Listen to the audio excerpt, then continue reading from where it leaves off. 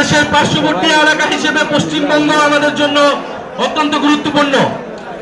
সেই নির্বাচন তাদের অভ্যন্তরীণ বিষয়, কিন্তু নির্বাচন নিয়ে আমরা এই জন্য কোনো কথা বলতে চাই না। কিন্তু আমরা দেখেছি নির্বাচনের আগে কয়েক লাখ ভোটারের নাগরিকত্ব কেড়ে নেওয়া হয়েছে, তাদেরকে ভোটদান থেকে বিরত রাখা হয়েছিল। তাদের অধিকাংশ ছিল মুসলমান এবং মতুয়া সম্প্রদায়ের।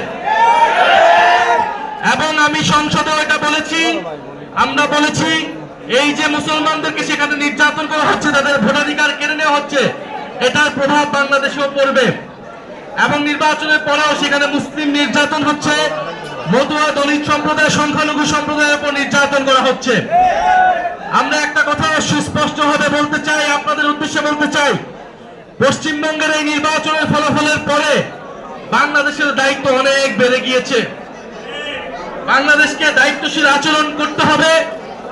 বাংলাদেশের স্বাধীনতা, সার্বভৌমত্ব, এদেশের হিন্দু, মুসলমান, বৌদ্ধ, খ্রিস্টান সকলের নিরাপত্তা এবং নাগরিক অধিকার নিশ্চিতের দায়িত্ব আমাদেরকে নিতে হবে।